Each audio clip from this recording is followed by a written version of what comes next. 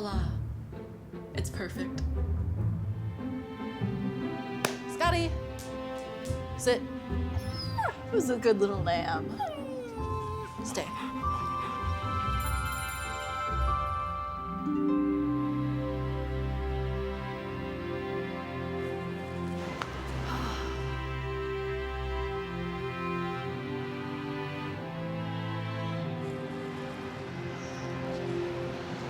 Well, look at that. You've outdone yourself again this year. I didn't I? Yeah. Oh, how adorable. Good boy, Scotty. Good boy.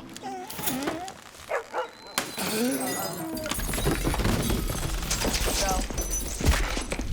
No, no, no, no, no!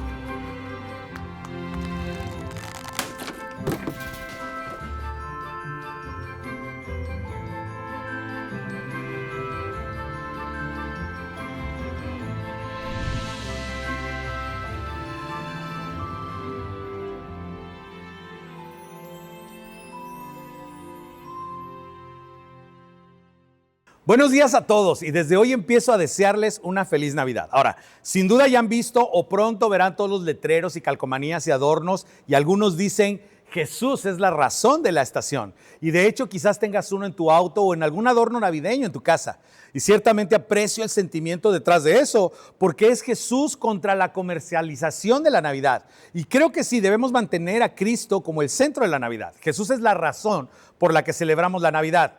Pero si Jesús estaba en lo correcto, y por supuesto creo que Jesús estaba completamente en lo correcto, y si los autores del Nuevo Testamento estaban en lo correcto, y definitivamente creo que también lo estaban, tal vez sería más preciso decir que tú eres la razón de la estación, tú eres la razón de la temporada, y yo también, porque sin nosotros no habría Navidad, o más exactamente, si no fuéramos un desastre, y sabes que es cierto lo que estoy diciendo, si no fuéramos un desastre, no habría Navidad. Porque de tal manera amó Dios a esta raza rebelde, y hablamos de esto todo el tiempo, que Dios se movió en nuestra dirección y nos envió un Salvador.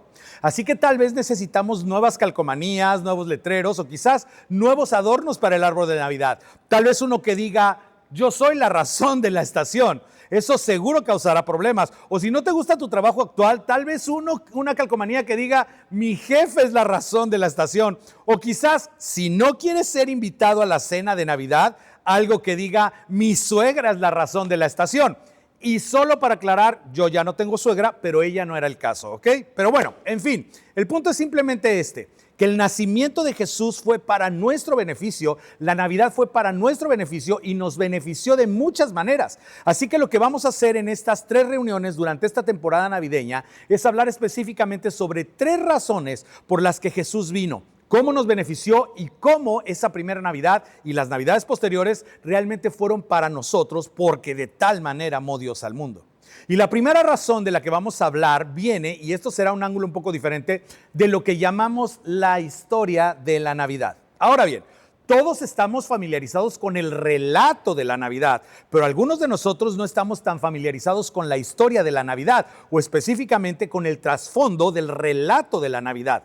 Y la historia de la Navidad no comienza con una adolescente embarazada preguntándose exactamente cómo es que quedó embarazada. En realidad, comienza con una pareja que no podía quedar embarazada. Comienza con una pareja, y esto es lo increíble de la historia de Navidad, que vivió 2000 años antes de la primer Navidad. Una pareja que quería tener un hijo y no podía. Comienza con una historia notable de un hombre menos notable llamado Abraham. Así que aquí está cómo el autor de Génesis comienza la historia de la Navidad, el trasfondo del relato de la Navidad, y dice así: el Señor dijo a Abraham, deja tu tierra, tus parientes, la casa de tu padre, y ve a la tierra que te mostraré. Ahora, No sé si nos dice por qué Dios eligió a Abraham, de hecho no lo dice, igual que no se nos dice por qué eligió específicamente a José y María, pero esto es lo que sí sabemos. En tiempos antiguos, algo parecido a los tiempos modernos, pero aún más intensamente, el país, la gente, la casa de una persona representaba su seguridad y su protección.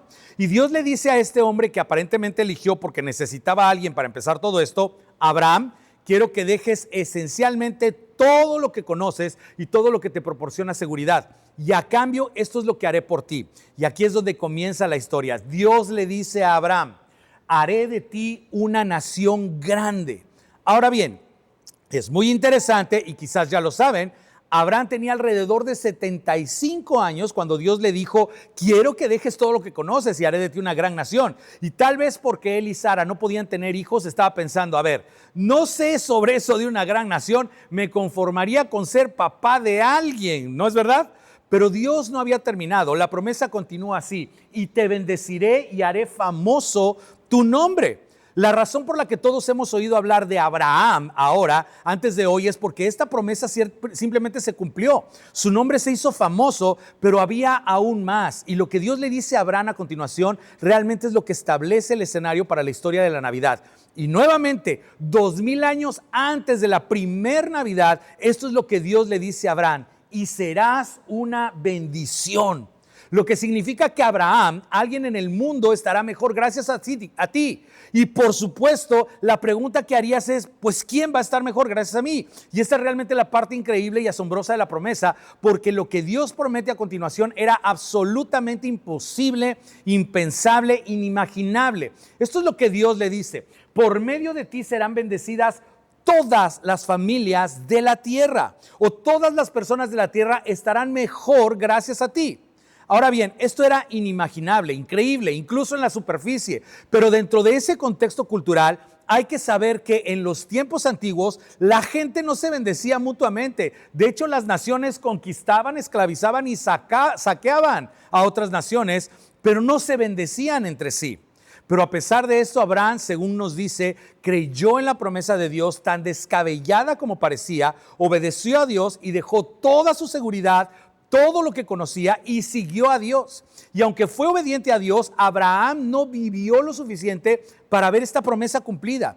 Él y Sara, como probablemente sabes, finalmente tuvieron un hijo, Isaac.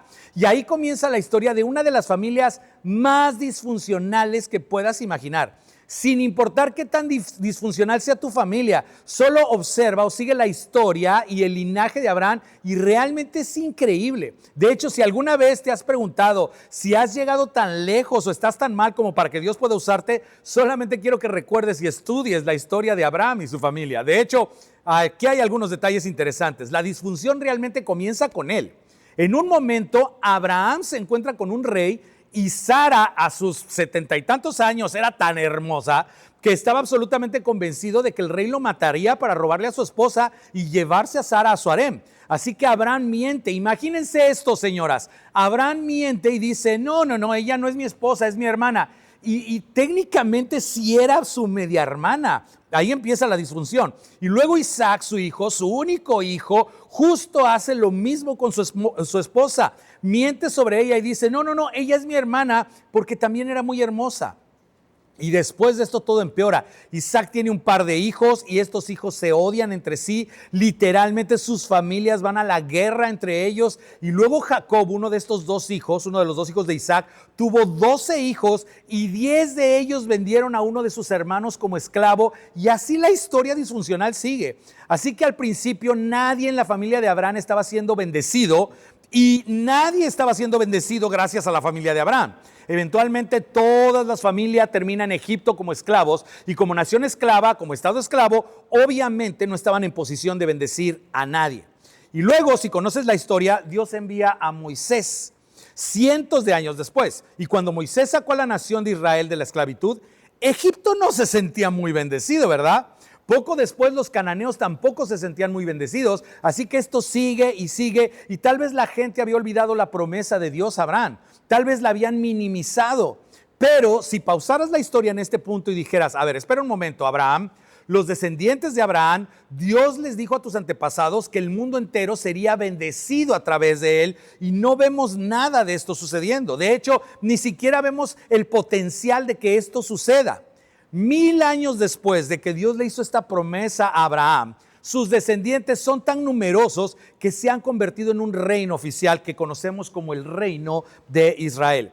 Pero como reino, incluso entonces, no bendicen a las naciones vecinas. Sus 2 primeros reyes van a la guerra contra todas las naciones vecinas y luego su tercer rey toma una decisión terrible. Salomón decide casarse con las hijas de las naciones circundantes y adorar a los dioses de las naciones vecinas. Y poco después, en lugar de bendecir a las naciones, la nación de Israel se había convertido en algo igual a las naciones que se suponía que debían bendecir.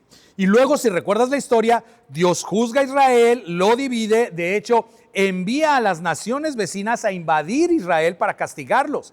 Y en un momento, literalmente, Dios pone a su pueblo, a los mejores, a los más brillantes, bajo castigo y maldición, porque habían sido tan desobedientes e infieles a Dios. En un punto de la historia, las tropas de asalto de Nabucodonosor llegan a Jerusalén y destruyen el templo de Salomón. Y si nuevamente pausaras la historia en ese punto dirías, a ver, la oportunidad está perdida. Tal vez como reino, especialmente durante el reinado de Salomón, en la edad de oro de Israel, hubo la oportunidad de hacer algo por las naciones, de ser una bendición para el mundo, pero desperdiciaron esa oportunidad, la perdieron totalmente. Esa oportunidad se ha ido. Pero a pesar de que Israel ni siquiera estaba en una posición de bendecirse a sí mismo, Dios es el que cumple las promesas. Y en medio de todo el caos, en medio de toda la agitación, de toda la muerte y la destrucción, de vez en cuando Dios enviaba a algún profeta para hablar a la nación. Y profeta tras profeta recordaba a la nación que Dios tenía un plan para ellos, que Dios no se había rendido con la promesa, y aunque ya parece que fuera muy lejos alcanzarla, Dios estaba trabajando y Dios cumpliría su promesa a Abraham.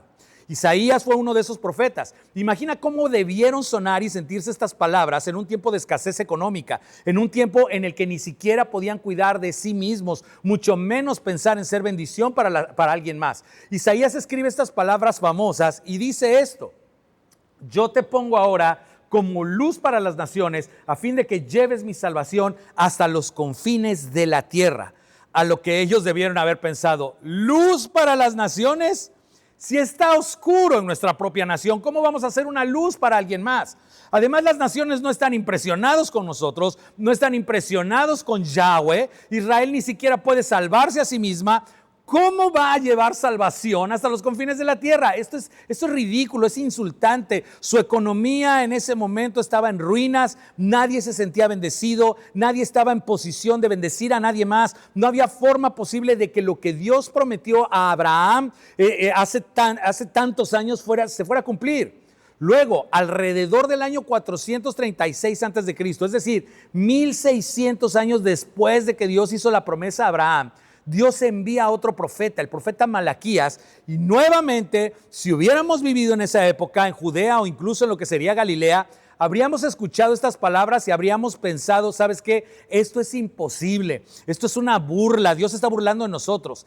Malaquías aparece y dice: no pierdan la esperanza, no se rindan, no dejen de creer. A lo que la gente habría respondido: ¿qué? ¿Estás loco? Pero Malaquías dice: grande es mi nombre entre las naciones. Y nuevamente es Dios hablando a través del profeta. Ahora, la gente de Israel habría dicho: a ver, si hubieran tenido oportunidad de responder, hubieran dicho: no, tu nombre no es grande, no entiendes. Tu nombre está siendo ridiculizado entre las naciones. Tu nación, sin ofender, Dios, es patética. Míranos, no podemos ni alimentarnos, no podemos protegernos. Así que deja de exagerar. Es decir, mira, el nombre de Zeus será grande entre las naciones.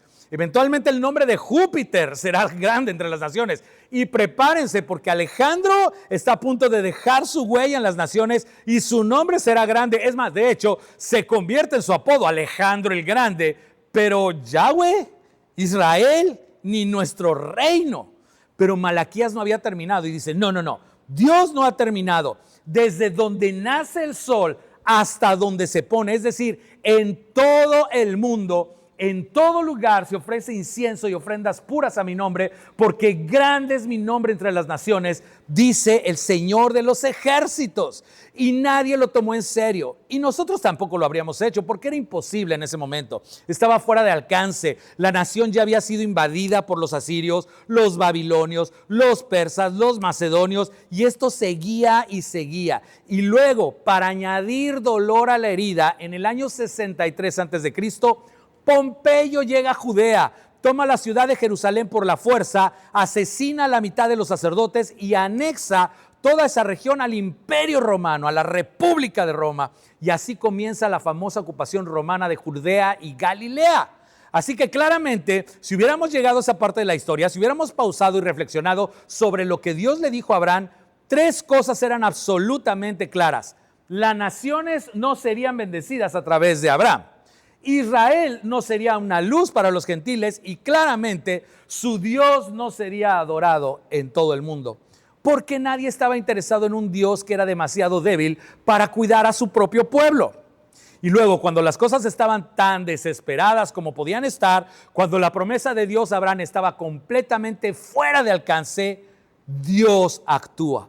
De hecho, el apóstol Pablo, quien era un fariseo y luego se convierte en un seguidor de Jesús, mira hacia atrás en toda esta narrativa, porque como fariseo conocía el Antiguo Testamento de principio a fin, conocía la historia de su propio pueblo, fue capaz de poner todo en contexto, de conectar los puntos. Y unos años después de la resurrección de Jesús, al contemplar hacia el pasado esta historia y cómo Dios cumplió sus promesas a Abraham a través de Jesús, Pablo lo resume así, y me encanta esta frase. Pablo escribe: pero cuando se cumplió el plazo, cuando todo estaba listo, cuando Dios tenía todo justo como lo quería, un imperio en expansión que exportaba una cultura y un idioma común, un sistema de carreteras, un sistema de puertos que conectaba todos los principales centros de población del mundo, un medio por el cual exportar el mensaje para el mundo y hacia el mundo sería posible. Cuando Dios tenía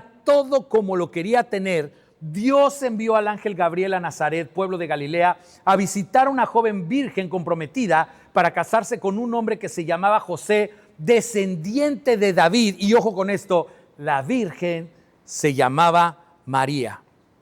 Así que, como ves, si te detienes a pensar, y es tan difícil para nosotros imaginar tantos años y este tipo de historia, pero de alguna manera, de hecho, de muchas maneras, la historia de la Navidad o el trasfondo de la historia de la Navidad, con todos sus giros y vueltas y todos los desvíos y las interrupciones y los callejones sin salida y los momentos de esto nunca va a suceder, en realidad hace que la historia de la Navidad sea mucho más creíble y sea expandida por todo el mundo. Una historia, piensa en esto, que se desarrolló durante 2000 años.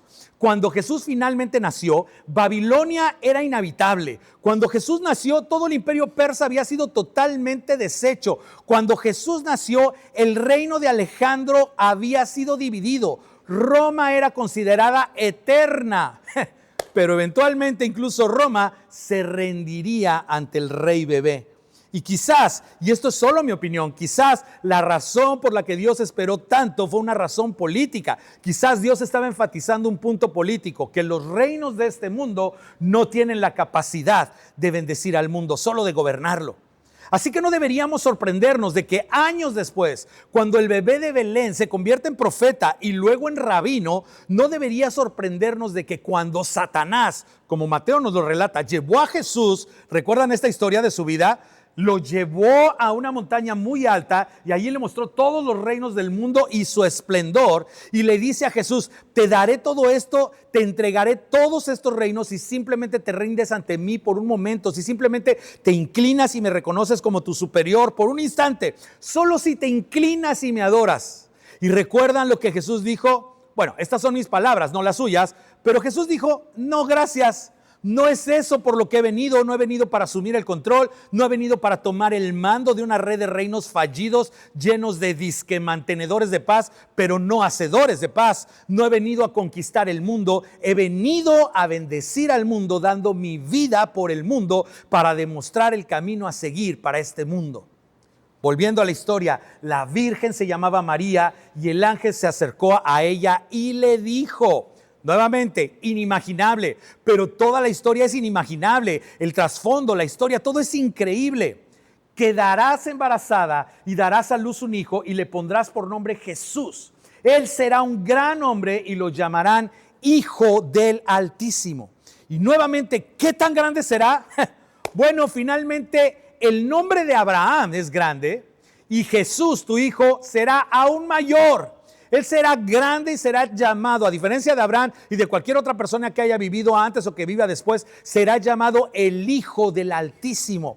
Y así Dios cumplió su promesa. Israel sería una luz para el mundo, el Dios de Israel sería adorado en todo el mundo y el mundo sería bendecido a través de Abraham.